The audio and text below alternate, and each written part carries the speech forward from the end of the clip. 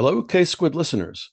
It's every other Sunday again, and you're listening to Sustainability Now, a bi-weekly K Squid radio show focused on environment, sustainability, and social justice in the Monterey Bay region, California, and the world.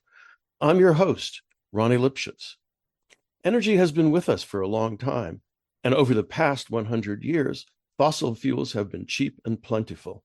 Indeed, contemporary industrial society would not have been possible without them. But now we're going to have to pay the piper if we want to limit the future impacts of climate change. How could that happen? And what can we do? My guest today is Amory Lovins, co-founder and chairman emeritus of the Rocky Mountain Institute and longtime energy futurist. Lovins has long been prominent in the field of transitions from centralized corporate energy systems to renewable decentralized ones. Almost 50 years ago, during the so-called energy crisis of the 1970s, Lovins published a groundbreaking article in the journal Foreign Affairs entitled Energy Strategy, The Road Not Taken. In that article, he made the then heretical case for a renewable-based strategy over one based on oil, coal, and nuclear power. Surely but slowly, his vision is being realized, albeit in a much more lengthy, complicated, and conflicted fashion. Amory served as the Institute's chief scientist from 2007 through 2019, and he now supports it as a contractor and trustee. Over the past half century, he has been energy advisor to major firms and governments in more than 70 countries. He's the author of 31 books and more than 850 papers, and he advocates for integrative design of super efficient buildings, factories, and vehicles. Amory Lovins, it's my great pleasure to welcome you to Sustainability Now. Thank you for having me. So why don't we start at a broad level? What does the world's energy future look like today? And what do you see the relative roles of efficiency, integrative design, renewables, and the traditional fuels in all of this? About almost 4/5 of the world's energy comes from burning the rotted remains of primeval swamp goo and dinosaur poop. But we now have better alternatives. It's now considerably cheaper to use renewable sources, notably solar and wind, which are growing incredibly quickly, and will gradually take over not just the power sector, where they're already renewables are already probably around 90% of net new capacity added, but also heat and mobility, the other two big uses. And we are right around now in this tipping point where efficiency is chipping away at total energy use, and renewables are displacing fossil fuels with increasing speed worldwide. That is why, for example, last year, U.S. carbon emissions declined almost 2%, even though the economy grew robustly. And we're headed for more and more of the same. So we're now in this decade of kind of bumpy plateau where fossil fuel use occasionally might go up or down, but it's starting to drift down. Carbon emissions have been roughly stable for a decade worldwide. And as the decade goes on, just starting over the next few years, probably starting right around last year, this year, the fossil fuels will tip into decline, squeezed from both sides. So the energy world is undergoing its biggest change since we started using fossil fuels. And altogether, the change in the energy system is probably the biggest technology change humans have experienced since the invention of agriculture. But it's hard to tell when you're in it, like the fish doesn't know it's in the water. Well, I think, that the article, your article 45 years ago, right, basically proposed all of this, but it seems to have taken much longer than we anticipated at the time, right? The changes are pretty much on schedule. The renewables were delayed several decades by hostile policy. We thought logic and rationality could speed up this transition, and I think discounted politics and resistance. Do you think that this is going to require significant state intervention, or it will just basically proceed by the logic of? Well, we already have significant state intervention. Many trillions of dollars a year go to subsidize fossil fuels. Yeah, sure. But I'm Much, thinking about renewables now, right? About that particular. well, we don't have a free market in energy. Okay. We'd probably be better off if we did, but any kind of energy use or production is hemmed in by lots of regulations, Hmm. of which the most important ones in the US are actually not national, but state and local. Gradually, we're realizing several things are going on that aren't entirely obvious. Most states still reward gas and electric utilities for selling you more energy and penalize them for cutting your bill. Hmm. So that's a perverse regulation that needs to be fixed, as others have fixed. There are a lot of restrictions on what you can build where, and that applies to some degree to fossil fuels, but they typically get their way.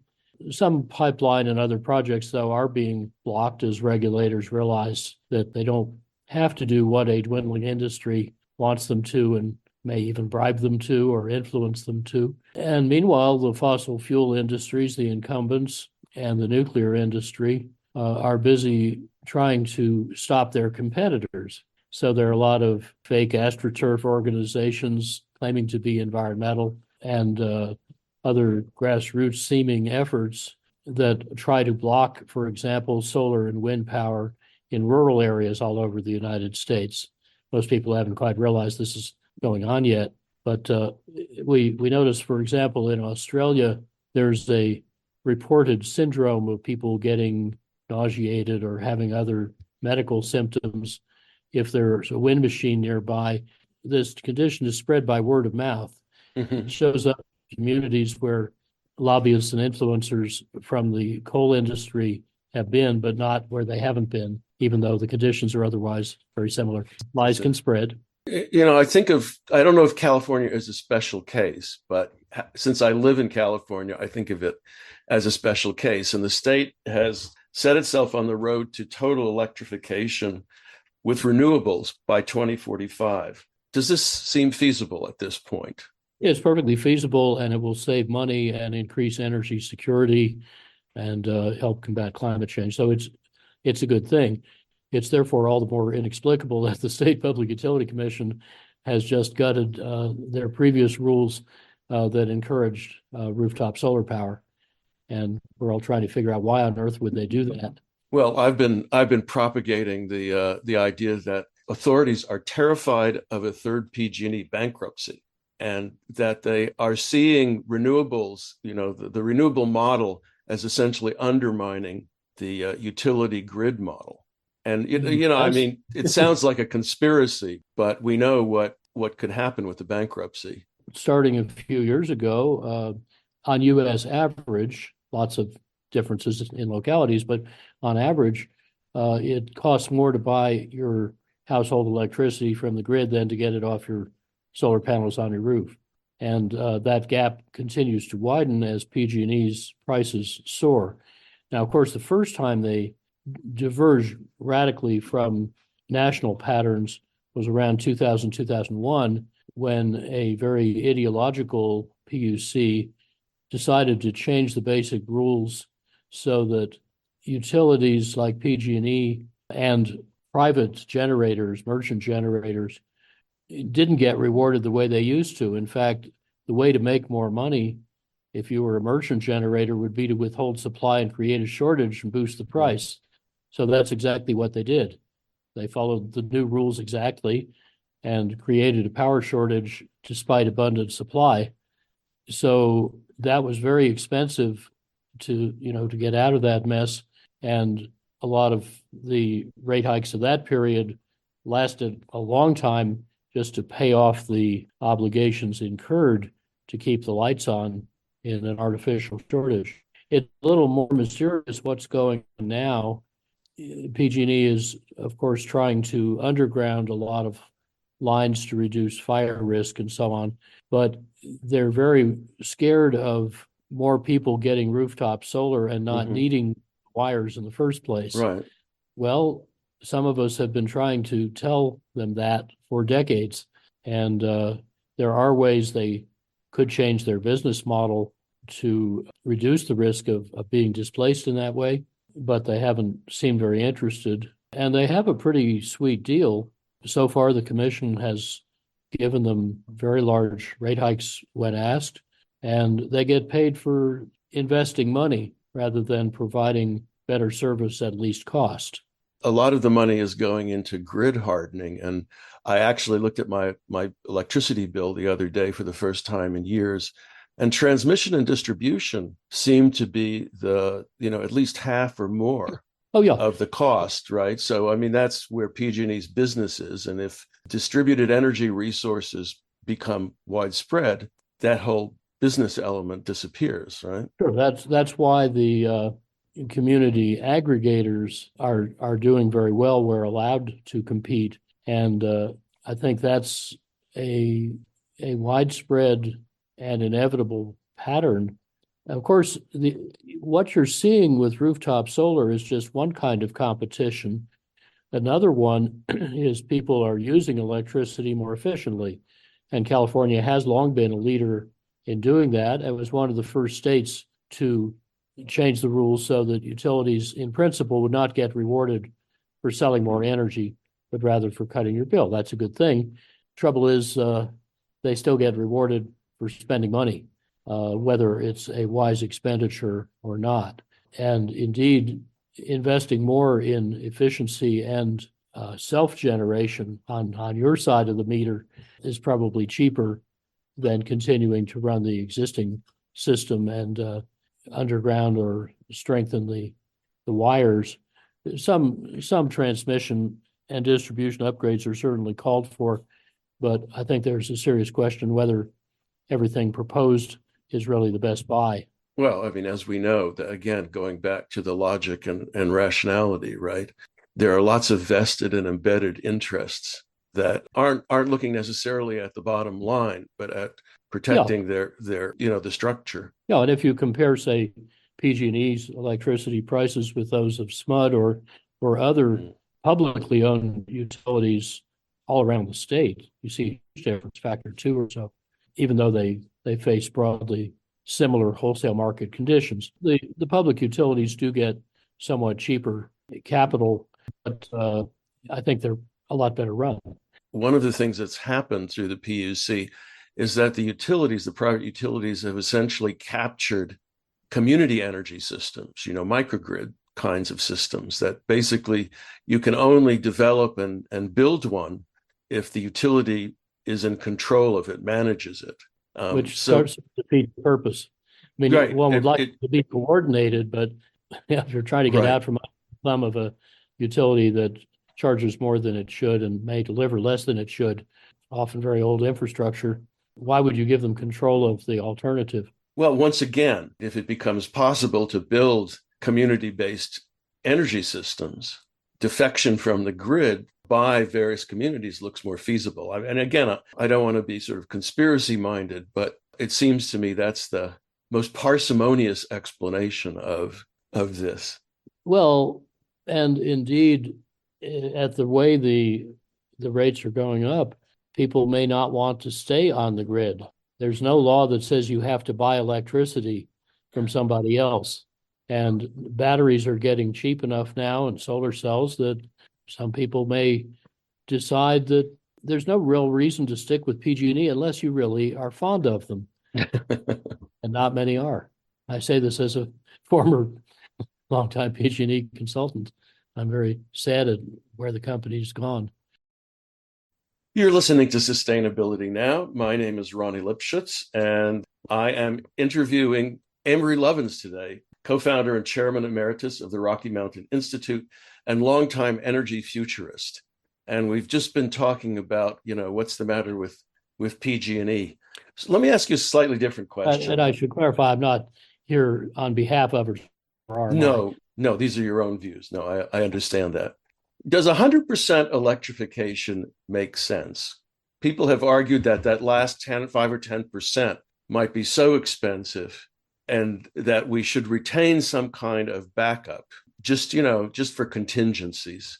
I think Maybe this is not a what you're current argument. talking about is not electrification 90 versus 100%, but renewable 90 versus 100%. But actually, Okay.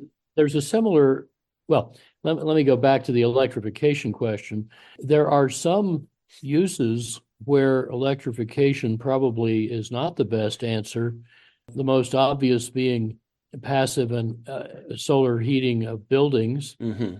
Mine, I mean, Right. behind me is a passive solar banana farm. We're ripening crop number 81 right now with no furnace, high in the Rockies near Aspen, where it used to go to minus 47F on occasion. And Mm-hmm. it's actually cheaper to build that way because even 40 years ago, you saved more money leaving out the heating system than you paid extra for the things that got rid of the heating system, Mm-hmm. basically insulation and windows. And the same thing is true in not just buildings, but also vehicles and factories. There are some, especially heat applications, that are probably cheaper to do without electricity. Perhaps you're using geothermal heat Mm-hmm. directly rather than making power out of it, and so on. So 100% electrification is a bit exaggerated, but certainly most uses should go electric. And you can even buy a little fist-sized heat pump now in Switzerland that gives you 6 to 15 units of hot water from 1 unit of electricity. That's incredibly efficient. We have very efficient processes emerging even for making stuff like steel. Normally, people say, well, we need to have a great deal of wind and solar electricity to make green hydrogen to make green steel.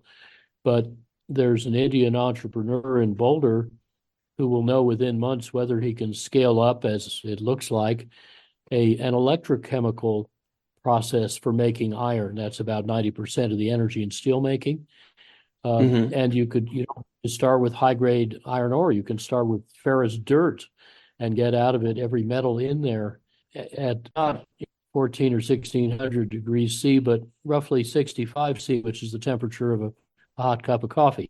And there are similarly alternatives for cement. And by the way, we can save half the steel and cement, which together release 15% of the CO2, by better structural design. That's an option most people don't even think about. Like half the weight of a typical mid or high-rise building is the floor slabs, Mm-hmm. not even counting the extra structure to hold up those heavy floor slabs. And in a typical building like that, the floor slab is pretty thick reinforced concrete, but you can make it only about this thick, save 3/4 of the cement and all the steel just by making it corrugated like cardboard. And Uh-huh. by the way, once you have those thinner floor slabs by that or a vaulted dome method, you can put 3 stories in the vertical space of 2 without reducing the ceiling height. Very interesting. 55% more net rentable space, builds faster and cheaper. Why would you do it any other way once you realize that? So there's a lot of design we haven't done yet that can profoundly reduce our needs for electricity and all other forms of energy. I'd like to get back to this, to integrative design, that question, but I want to just first ask you this. I was recently contacted by a speakers bureau, in fact, I think in Colorado, offering a guest to talk how costly it was to electrify her condo. And this Yeah, I was an wonder, organization which, I guess is sort of astroturfy. it sounds Now, like it might be the natural gas, or as we now call it, methane gas industry. it might have been, but that's actually not my question. My question is consumers have very high discount rates, right? I mean, this is one of the issues that we continually run into is that, for a lot of people, spending capital now does not make sense, even if you're going to save that in the future. Because you Right, have a very high time value of money. right. Yeah. And so, I mean, how do we deal with that? That's really, beliefs. as opposed to, and practices as opposed to economics per se. Well, this is not an economic but a financial problem. Okay. And it's very similar to if a more efficient car cost more, which it increasingly no longer does with electric cars, but Mm-hmm. it did, as it certainly used to, that would hold many people back, all but the rich basically, from buying a very efficient car. However, about 8 countries do what's called a fee bait. So when you buy a new car, you pay a fee or get a rebate, and which and how big depends on how efficient it is, compared, for example, to cars of that general type and size in that year. And the fees can pay for the rebate. So it's revenue neutral. It's not a new tax. It doesn't change government revenues, but it lets you buy your car using the same time value of money, the same discount rate that society does, which is much, much lower than what most of us have to use. And this turns out to have quite a dramatic effect on which cars people buy.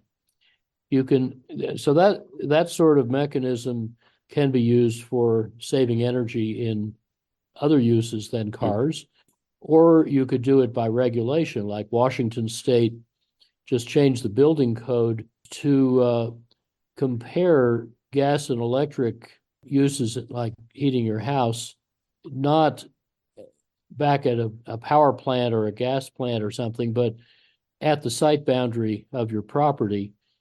And if you calculate it that way, the electricity is revealed as a much better deal with a good heat pump.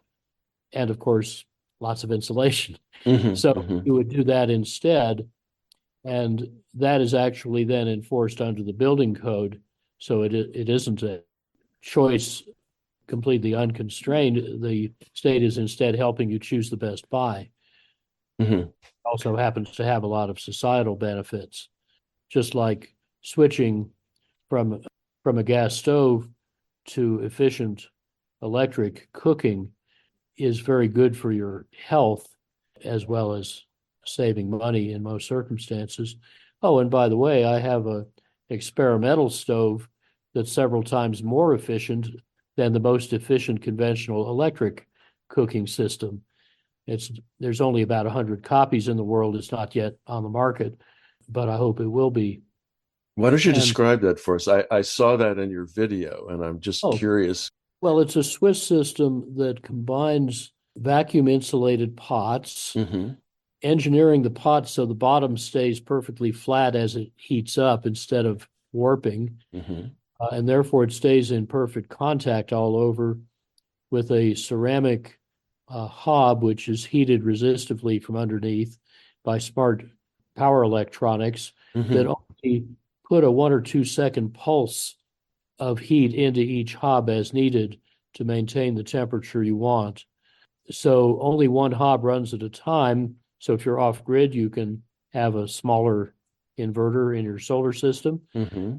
And there's a smart sensor. You can put software in it that would let it calculate how much energy to put into the pot in order to get the food to the temperature you want and no more, and hold it there for the time you set. So it's just a much smarter system. And by the way, there's a type of oven invented at Purdue in the 70s called a biradiant oven that's 2 or 3 times more efficient than a standard oven. So if somebody would put that on the market and you combined it with this super efficient cooktop, you could run all of your cooking on a standard 30 amp 117 volt circuit and not need to rewire your house for 240 volts, which may be what put up the costs of the lady that wanted to interview with you. Yeah, I turned down the interview in any event. Tell us about energy efficiency. I mean, how much potential does there continue to be in reducing energy consumption and electricity consumption? Well, energy overall, the conventional number is that over the next few decades, we will at least double global energy efficiency, which we've already done since the mid 70s. And in the US, we've saved about 62% of the energy we would have been using today if we were still as inefficient as we were in 1975, but producing today's economy. Mm-hmm. Now, those numbers are very conservative because there are smarter ways to do efficiency than are normally counted. So I mentioned how in this building, the elimination of the heating system slightly reduced construction costs. Right. And this helped inspire the German passive house movement. Mm-hmm. And there are now at least hundreds of thousands of buildings in Europe that need no or almost no heat, but have roughly normal construction cost. And in fact, RMI's office building down the road in Basalt, here in Western Colorado, it does the same thing. So no mechanical systems except ventilation, heat recovery, passive heating, and a net exporter of solar electricity with good economics. Now, I mentioned earlier the same principles can apply in other uses than buildings. So, for example, out in the driveway, I've got a BMW i3 car, of which BMW profitably sold 250,000, and it's made of carbon fiber, which was thought to be hopelessly expensive. But it turns out when you make the car out of carbon fiber, it gets 600 odd pounds lighter. So you need fewer batteries to move it for the same range. Batteries are the most expensive part of an electric car. And also it's radically simpler to manufacture the car. So for those reasons, it ends up at a competitive price, but with 4 times the efficiency of what you started with. Or if you go back in our utility room, you'll see that we added some pipes to take some extra active solar heat from our hot water system and put it into radiant slab coils I put in 1983 in case we might ever need them, to replace the last 1% of our space heat that was coming from wood stoves. And of course, my favorite fuel is to burn obsolete energy studies because those are very abundant. There are a lot of those, yes. Yeah. But so how do we move the hot water around to replace the wood stoves? Well, normally our master plumber would do what he first thought of, which is 7 pumps totaling over 2,300 watts of pumping power. We ended up doing it with 1 pump, maximum 43 watts. That's 97% less. Mm-hmm. We made the pipes fat, short, and straight instead of skinny, long, and crooked. And that got rid of almost all the friction. And if everybody did that with pipes and ducts worldwide, the realm of plumbers and pipe fitters and sheet metal workers, you would save about 1/5 of the world's electricity or half the coal-fired electricity. And you'd get your money back typically in less than a year in fixing old stuff or immediately if you're building something new. And yet that practice is not yet in any standard engineering textbook, any course I know of, except the one that a colleague and I teach at Stanford. It's not in any government study or industry forecast or climate model. Why not? Oh, because it's not a technology. It's a design method. And not many people yet think of design as a way to scale rapid change.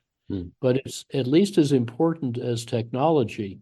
And therefore, the standard observation that half the past decarbonization in the world has come from more efficient energy use, and at least half the future decarbonization will too, I think that future part's very conservative. We could save a good deal more than that and save even more money. And of course, when we need less energy, that means that the renewables we're building so rapidly can displace more fossil fuel sooner and reduce climate risk while we're saving more money. I want to come back to that point you just made, basically about design and non-technological methods, because that's one that interests me greatly. You're listening to Sustainability Now. I'm your host, Ronnie Lipschitz. So my guest today is Amory Lovins, and we are just now talking about non-technological approaches to energy efficiency. Amory, you're a big advocate of integrative design. And, I also know that there is a lot of interest in user-centered design. which is not exactly the same, but what you're talking about is the fact that, architects, mechanical engineers, and so on have very embedded ways of thinking about systems and designing them. And of course, building codes and probably various other kinds of regulations are quite fixed on these sorts of conventional approaches. So we're really talking in a way about, I guess, institutional change. Mhm. And so, what are your thoughts about that? How do you go about getting your argument about, reduced friction in pipes, let's say, into the pipeline, into the design pipeline? Well, one nice thing about integrative design is you don't have to go back to school and learn new theory to do it. If you just see a picture of it Mm-hmm. or hear it described, that may be enough.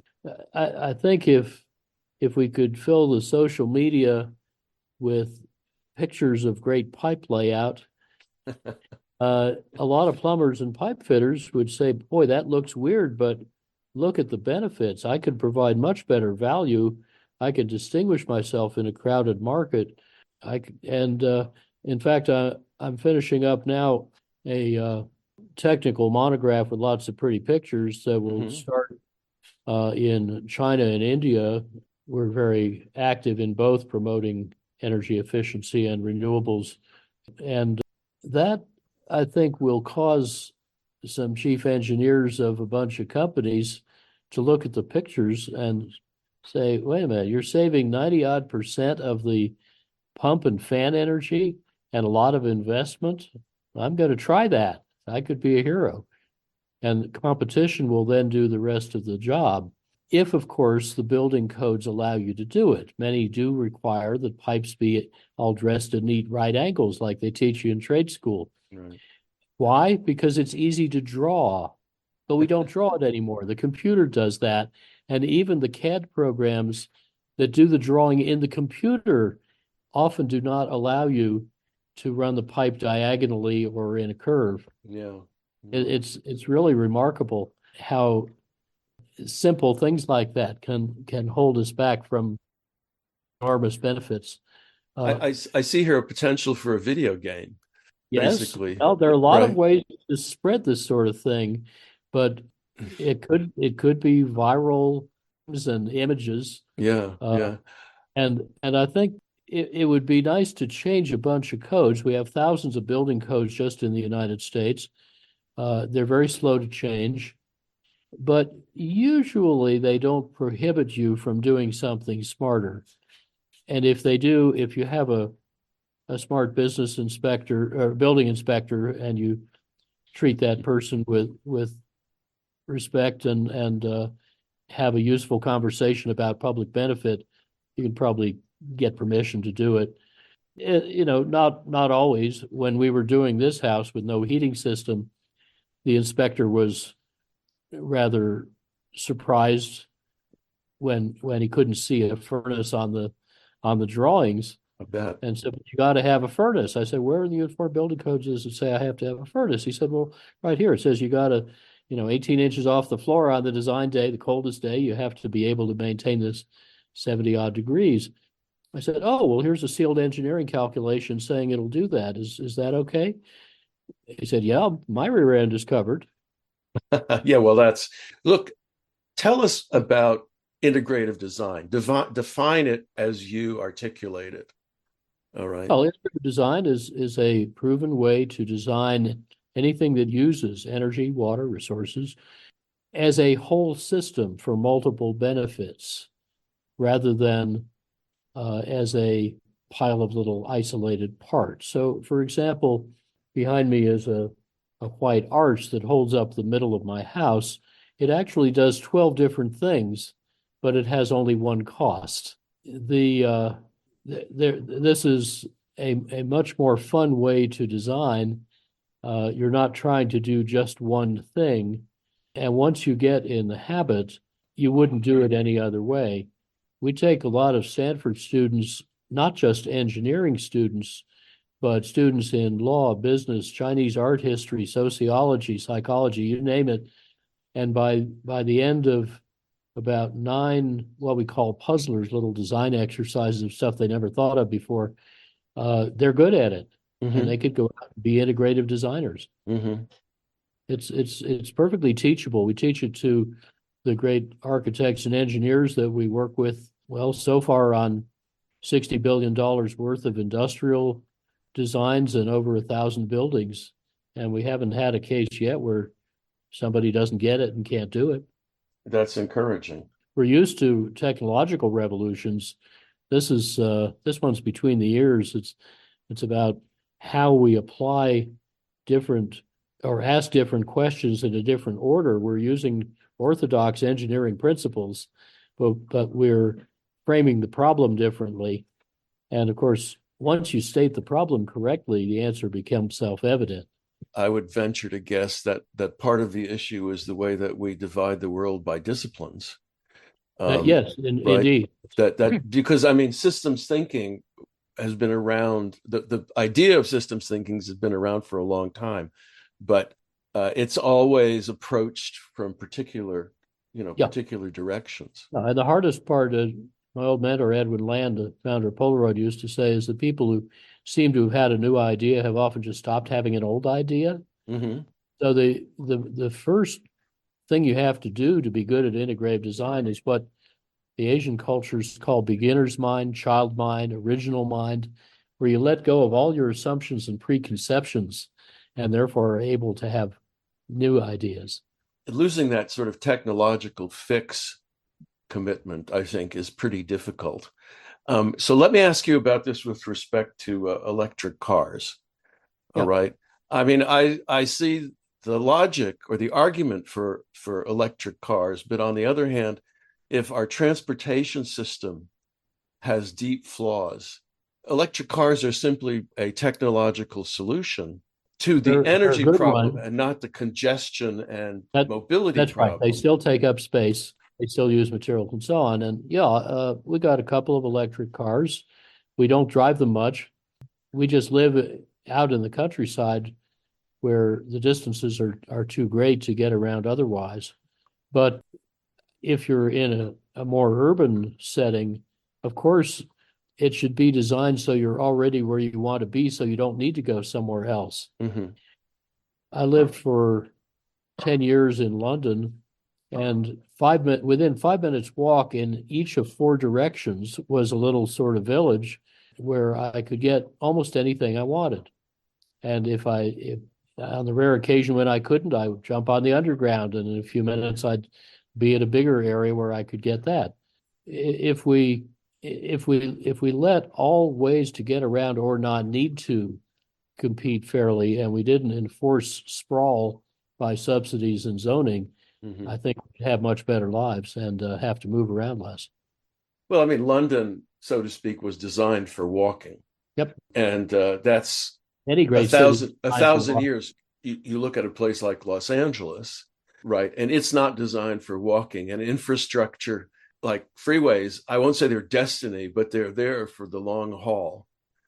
Well, but we used to have very, very good trolleys and so on. And when you could go from Boston to St. Louis on the interurbans early 20th century faster than you could go now in a car.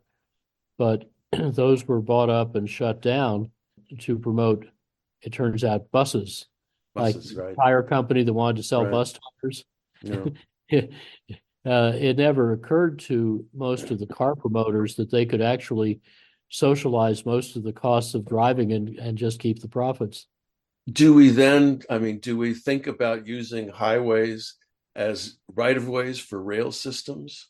Again, it's this question of, if you want to actually transform in the United States, right, transform this car-oriented society with all of its built infrastructure, how do you think about that? Well, it'll be hard, it'll be slow, but certainly not subsidizing driving is a good start. So the drivers, as a Canadian colleague said, will get what they pay for and pay for what they get. Yeah. And I think the politics may be ripe for that, because at least a third of Americans now are too old, young, poor or infirm to drive. Mm. And once they realize that they're subsidizing car drivers, they may team up with anti-tax conservatives and do something really interesting. Okay, we can hope. You're right. And also, by the way, there are some interesting technologies. Like there's one called Cybertran that is an ultralight rail that you can build right over the median of an existing road. It just stands up on little pillars, and it's very small and light, but it's many times cheaper than conventional light rail, Mhm. like 8 times in some cases. Yeah, we have an longtime advocate of things like that here. The question that I posed, I think, to him was, what happens if one of the vehicles breaks down? You know, you have a single line and it everything else stops on the line. Well, you would almost certainly have multiple motors, so I'm not sure what breakdown means. If you have proper redundancy, Mm, the okay. electricity, you get it onto the nearest siding. Yeah. Uh, Yeah. So it's but a design again. yeah, Yeah. it's an engineering issue. I think it's a manageable one. Having to wrap yourself in 2 or 3 tons of steel to go anywhere makes no sense at all. Actually, I I said we drive our electric cars rarely. Part of the reason for that is that my commute to work is 10 meters across the jungle. Yeah. Maybe I Yeah. should install vines and swing to work. Well, that would certainly be ecologically more efficient, I suppose. I'm Ronnie Lipschitz. You're listening to Sustainability Now. My guest today is Amory Lovins from the Rocky Mountain Institute, a longtime energy futurist. Amory, in our last 10 minutes or so, maybe you can tell us about your philosophy of applied hope. Oh, well, I'll tell you a little story. The pioneer, Bill McLarney, was one day stirring a vat of algae in his lab in Costa Rica, and this brassy North American lady strode in and said, "What are you doing stirring this green goo? And what really matters in the world is love." So he thought about that a while. He said, "Well, there's theoretical love, and then there's applied love." And kept on stirring. So I'm one of the many people who stir and drive in this spirit we call applied hope, which is not some abstract long-term goal. It is not mere glandular optimism. It's taking actions, making choices every hour, every day that create a world worth being hopeful about. The best way to do that is tangible, scalable change Mm-hmm. in the right direction. Francis Moore Lepage said, "Hope is a stance, not an assessment." Important not to confuse the two. But I want to be clear that I'm neither an optimist nor a pessimist. Those are, as Dave Brower said, two different sides of the same simplistic surrender to fatalism, where you treat the future as fate, not choice, and don't take responsibility for creating the world you want.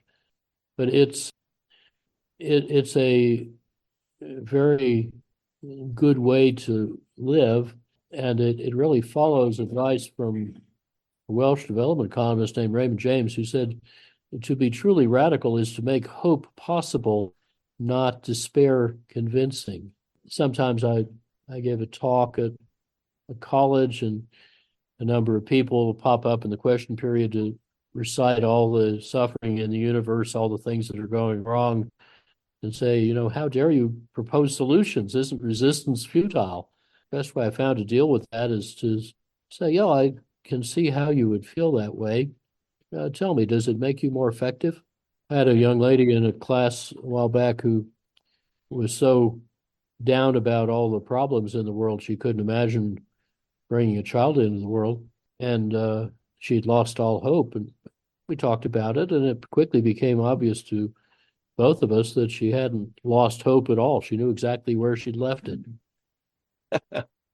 Somewhere, as I was trolling through various materials, I came upon this story about parachuting cats.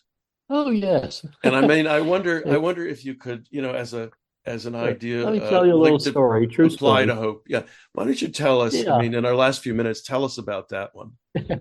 Well, in Borneo in the 1950s, a lot of the Dayak people had malaria, and the World Health Organization had a solution. They would spray DDT all over. So Yeah. they did that.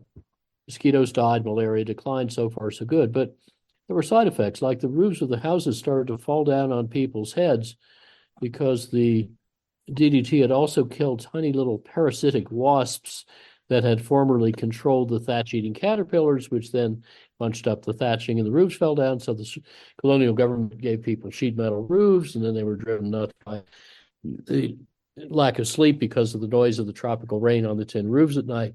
Hmm.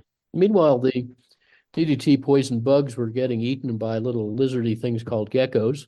And the geckos were eaten by cats, and the DDT built up in the food chain and killed the cats, or maybe the cats licked the DDT off their fur. But anyway, the cats died. And without the cats, the rats flourished and multiplied. And soon the World Health Organization was threatened with potential outbreaks of typhus and sylvatic plague, which it would itself have created.